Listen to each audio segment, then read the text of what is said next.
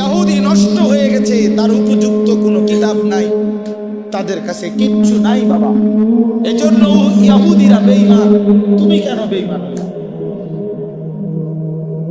আরে খ্রিস্টানের কাছে কোনো আসমানি কিতাব নাই। এই গোটা পৃথিবীর যত খ্রিস্টান ইউরোপের, তাদের কাছে কোনো আসমানি কিতাব নাই, আল্লাহর কসম নাই। আমি খোলামেলা বললাম, এই যে শব্দ রেকর্ড হয়। কোন হিন্দুর কাছে কোনো আসমানি কিতাব নাই, কোন ইহুদির কাছে কোনো আসমানি কিতাব নাই, কোন খ্রিস্টানের কাছে কোনো আসমানি কিতাব নাই, কোন বৌদ্ধের কাছে কোনো আসমানি কিতাব নাই। কিন্তু আমাদের কাছে তো আসমানি হুবহু কিতাব আছে।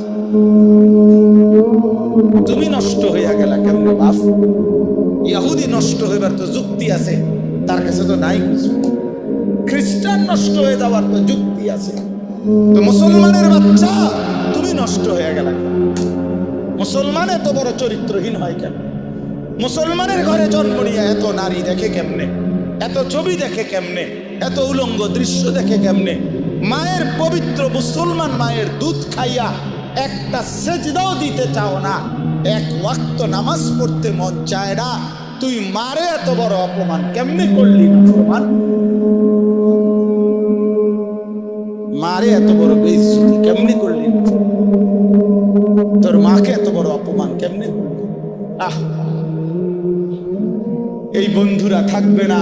এখন যারে লইয়া হাসো, মস্কারি করো, তোমার বন্ধু তোমারে খোঁচা দেয়, তুমি হাসো, হ্যাঁ, এই বাটফারে থাকতো না। তোমারে যখন ফেরেশতা লাথি দিব, তখন এই তোমার এই বন্ধু নামের এই বাটপার, যে তোমারে নারী দেখাইছে, ছবি দেখাইছে, উলঙ্গ দৃশ্য দেখাইছে, জিনার আড্ডা, মদের আড্ডা, জুয়ার আড্ডায় দিছে, এই হাইওয়ান তোমার সাথে আর থাকবে না। যে তার বিবেককে কাজে লাগায় না, দিমাগকে কাজে লাগায় না, নিজের হিসাব করে না, সে আসলেই সুস্থ স্বাভাবিক কোনো মানুষ না। মনের ইচ্ছা মতো মনে যা চায়, যখন যা মন চায় তাই যে করতে থাকে, আল্লাহর কসম কোরআন শরীফ তাকে, ওই ব্যক্তির জিন্দেগিকে কুত্তার জিন্দেগি, কোরআন শরীফের আয়াত, ওই জীবন কুত্তার জীবন, কুকুরের জীবন, যে জীবন মনের ইচ্ছা মতো চলে। আমার যা মন চাইছে, চুল, শার্ট, জামা, পোশাক, কথাবার্তা, চাল চলন, উঠা বসা, সব কিছুই আমার মন মতো। এখানে আল্লাহর বিধান কি, রাসূলের বিধান কি, আমার ধর্মের বিধান কি, আমার ইসলামের বিধান কি, কিচ্ছুর কোনো পরোয়া না করা, ধার না ধার, কোনো কিছুর দিকে ভাই আমার কোনো নজর নাই। আমার নজর একটাই, আমার মনে যা চাইছে, যখন যেটা ভাল লাগছে, যখন যা মন চাইছে, যখন যার চুল ভাল লাগছে সেটা রাখলাম, যখন যেই জামাটা ভাল লাগছে সেটাই পরলাম, যখন যেই প্যান্ট ভালো লাগছে সেটাই পরলাম, যখন যা করতে মন চাইতেছে। মন চাইছে তো রাতের 3টা বাজে ঘুমাইলাম, মন চাইছে যে দিনের 10টা বাজে উঠলাম। আল্লাহর কসম, এটা কোরআন শরীফ আল্লাহ বলছে, ওয়ালাউ শি'না লারাফা'নাহু বিহা ওয়ালাকিন্নাহু আখলাদা ইলাল আরদ ওয়াত্তাবা'a হাওয়াহু ফামাসালুহু কামাসালিল কালব। সূরা আরাফের মধ্যে আছে, আল্লাহ বলেন, আমি চেয়েছিলাম বান্দাকে আমার ওয়াহির মাধ্যমে, আমার আয়াতের মাধ্যমে, আমার দ্বীনের মাধ্যমে তাকে আমি মর্যাদাবান করতে। আল্লাহ বলেন, আমি চাইছিলাম আমার বান্দাকে সম্মানিত করতে।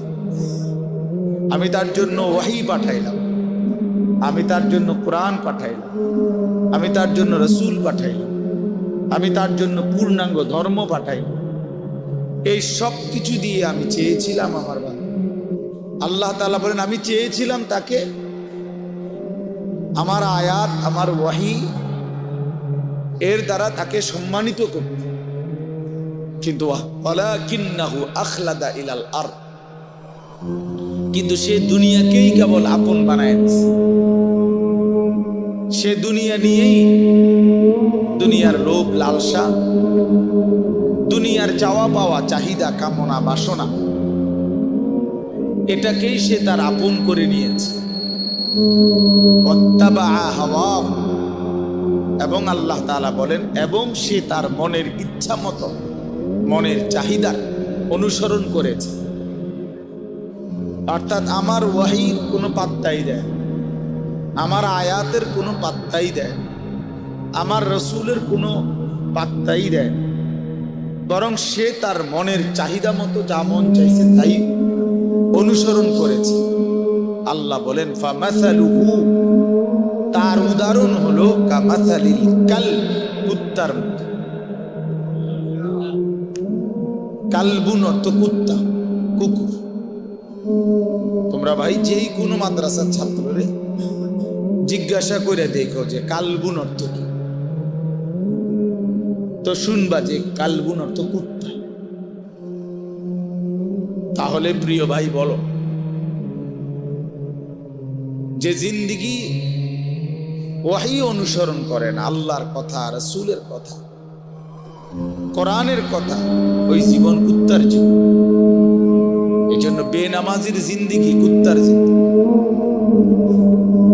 এই যে তোমরা যারা নামাজ পড়ো না, তোমাগো জিন্দিগি কুত্তার জিন্দিগি, মনে নেই। আমি বললাম, কোরআন বলছি। তোমাদের যাদের কপালে সেজদা নাই, তোমার জীবন কুত্তার জীবন। হারামখোরের জিন্দিগি কুত্তার জীবন। আল্লাহর অবাধ্য নাফরমানের জীবন কুকুরের জীবন, কুকুরের জীবন। এবার আত্মপরিচয় মিলায় নাও। এখন তোমার ফয়সালা তুমি করো। এই পরিচয়ে যদি তৃপ্ত যে হুজুর আমি কুত্তায়, তো খালাস, ঠিক আছে, ঠিক আছে, অসুবিধা কি? নিজের পরিচয় নিজেই নিয়ে নিলাম।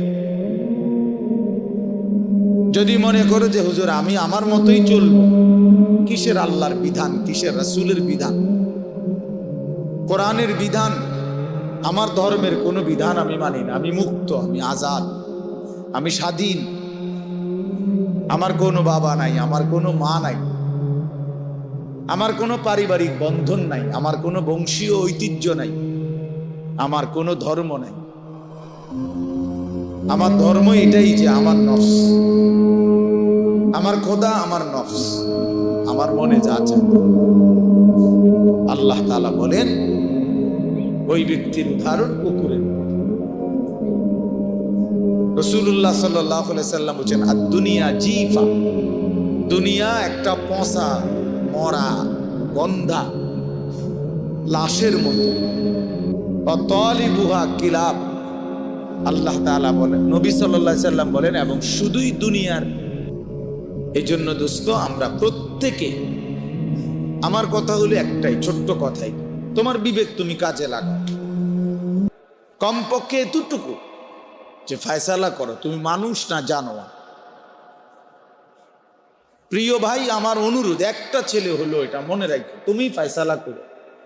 তোমার চলাফেরা, কথাবার্তা, উঠা বসা, তোমার হাসি, তোমার সারা দিনের নড়াচড়া দ্বারা কি বুঝায়? আসলেই তুমি মানুষ না জানো? কোরআনুল কারীম মানুষকেও কি বলছে? জানোয়ার বলছে। কিছু মানুষ রূপী জানোয়ার। উলাইকা কাল আনআম ইন হুম ইল্লা কাল আনআম ফামাসালুহু কামাসালিল কালব। এই তো কোরআন শরীফের আয়াত। কিছু মানুষকে আল্লাহ বলছে এরা জানোয়ার। কাদেরকে বললো? তুমি খোঁজ লাগাও। কাকে বললেন আল্লাহ? ওয়াতলু আলাইহিম নাবা আল্লাযী আতাইনাহু আয়াতিনা। আল্লাহ বলেন, বন্ধু তার কথা শুনেন, আমি তাকে আমার আয়াত দিয়েছিলাম, আমি তাকে আয়াত দিয়েছিলাম, ওয়াহী দিয়েছিলাম। ফানসালাখা মিনহা, সে সেখান থেকে নিজেকে বিচ্ছিন্ন করে ফেলল। ফাআতবাআহু শাইতান, ফলে শয়তান তাকে অনুসরণ করল। এখন শয়তানই তার বন্ধু। তার সমস্ত পছন্দ অপছন্দ নির্ধারণ